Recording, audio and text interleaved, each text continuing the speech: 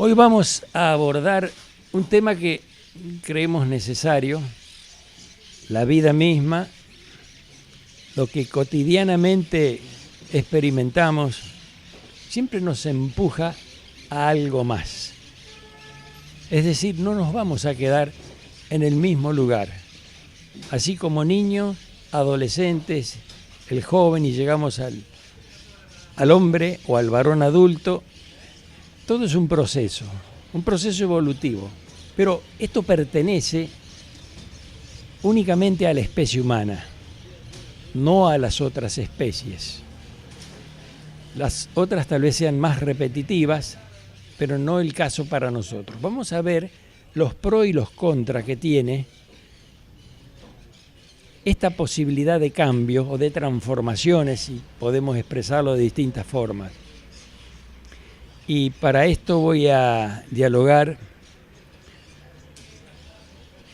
con Coti Fernández. Bueno, ya te doy el nombre de pila, Coti. Te agradezco mucho que hayas venido. ¿Qué tal, Aníbal? ¿Cómo estás? Bien, muy bien. Una mañana muy fresca, muy agradable frente a nuestro querido río. Sí, es así. Te pregunto, ¿cuáles fueron los motivos y las razones por las cuales elegiste vos esta carrera? La de ser psicóloga. ¿Qué te llevó? Mira, en realidad yo desde muy chica sabía y quise, digamos, mejor dicho, sentía la vocación de esta carrera que elegí. En principio porque siempre me interesó intentar comprender qué le pasaba a la gente, yo qué sé, por qué tenía pasaba por algunas situaciones o tenía algunos sufrimientos, o le pasaban determinadas cosas, y al mismo tiempo aparece como esta vocación de querer ayudar, ¿sí? Que creo que un poco es la que a todos nos invita a empezar la carrera, ¿no? A ver qué se puede hacer por esa persona que está mal, qué se le puede decir, cómo se puede contener, qué palabra dar. De hecho, con mis amigas un poco funcionaba así, me gustaba ver que por qué le pasaba lo que le pasaba, qué podía hacer, qué consejo le podía dar. Esto, por supuesto, mucho antes, ¿no?, de empezar la carrera. Y también para mí misma, ¿sí? Para poder, yo qué sé, para entenderme un poco mejor. Y bueno, y así fue que comencé la carrera de licenciatura en psicología. Qué lindo, ¿no? Bueno, todas estas cosas son las que nos llevan, es más, a comprender también. Eso produjo un cambio en tu caso. Te pongo un ejemplo muy breve nada más, propio, a mí me sucedió. Estando sentado en una plaza aquí de Paraná, veía que un amigo se acercó. Y él se acerca, y yo lo había visto como a los 20 metros. Cuando está al lado mío me hace el siguiente planteo. Aníbal, ¿cómo estás? Bien, le digo yo. Te veo preocupado, me dijo. Me sorprendió. Él vio que estaba preocupado, yo no. Y ese fue uno de los tantos apoyos, pivotes, en el cual me preocupó ciertas cosas porque a mí me interesaban. Así que yo tenía cara de preocupado. Uno trasunta, gesticula, muestra miradas, sonrisas o no, el estado interior de su alma, ¿no? Normalmente pasa eso, ¿no? Y ahí donde empezó tal vez una idea y una tarea que entraría dentro de ese término de querer uno cambiar o transformar ciertas cosas. Y así fue. Pero ¿qué es esto, Coti, de tener que cambiar? Es decir, que ¿por qué cambiamos? Que ¿por qué nos ocupa querer cambiar? ¿Qué es cambiar en la vida de un ser?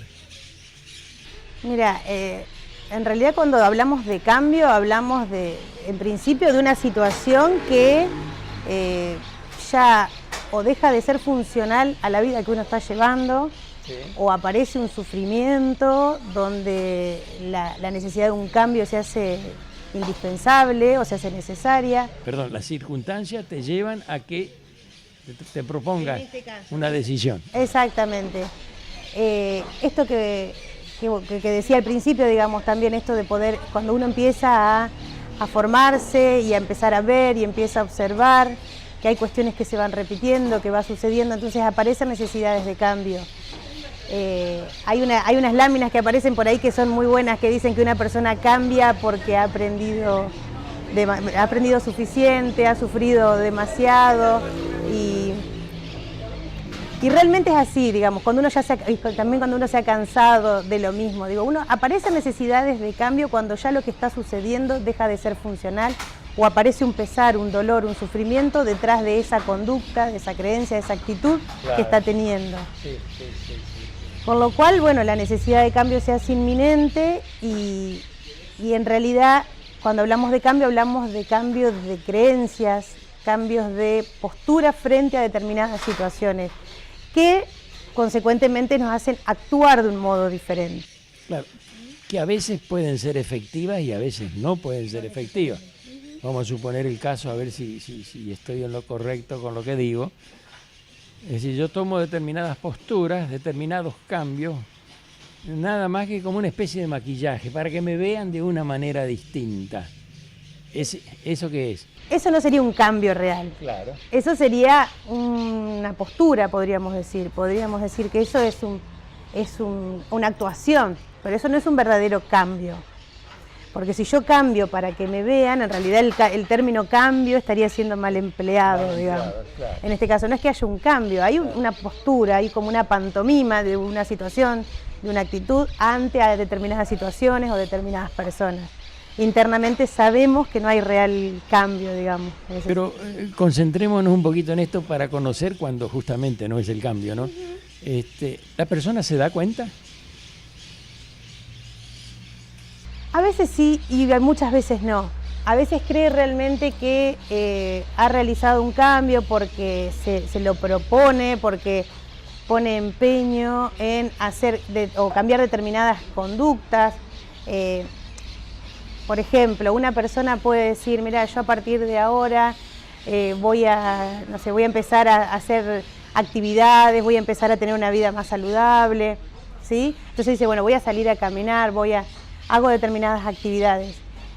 Y por supuesto que esas son conductas y actitudes que tiene una persona que lleva una vida saludable. Claro. Pero para realmente decir y estar en consonancia con una vida saludable, tiene que haber una unificación entre lo que es nuestros pensamientos, nuestras conductas y nuestro decir, ¿sí? Tiene que haber como una coherencia en todo eso, porque si yo por un lado, supongamos, salgo a caminar y por otro lado sigo comiendo mal, o salgo y tomo en exceso, o tengo otras conductas que no son sanas, no es que esté haciendo una vida saludable, sino que estoy saliendo a caminar. Claro. ¿Me explico? Claro. Entonces tiene como una cuestión más superficial que tiene que ver con una postura o con en todo caso voy a contrarrestar esta vida bastante más sedentaria en otros sentidos y salgo a caminar. Pero no es que yo a partir de que salgo a caminar hago el cambio total. Lógico. Sí puede ser un paso, sí puede ser un primer paso para hacer este cambio que hablábamos. Quiere decir que yo tengo que tener ciertas señales que a mí me den cierta veracidad de que puedo estar errado o no puedo estar errado. Pero el asunto es cuando uno no tiene mayormente interés en querer cambios o transformaciones. Pero a veces la necesidad, la situación y las experiencias nos llevan un poco, nos empujan. Vos lo dijiste al principio. Bueno, si yo no cambio, esto se va a volver un infierno, por decir algo, ¿no? Ahí tenemos en contra. Quiere decir que una señal, ¿cuál sería para darnos cuenta de que no estamos en esa posición del cambio? ¿Cuál sería una señal? Las nombraste de alguna forma, ¿no? Sí, en realidad las señales, Aníbal, son cuando nos sigue sucediendo lo mismo, ¿sí? O cuando de fondo el sufrimiento persiste, claro. Cuando de fondo nosotros seguimos orientando nuestra conducta, nuestra mirada, nuestro pensamiento a esto que anteriormente habíamos tomado como la creencia errónea y hoy esta nueva postura. Cuando volvemos a repetir, decimos, bueno, listo, esta situación ya está superada, ya hubo un cambio en mi actitud, ya hubo un cambio en mi creencia y volvemos a repetir y volvemos a caer otra vez en la misma situación. Y a veces una y varias veces.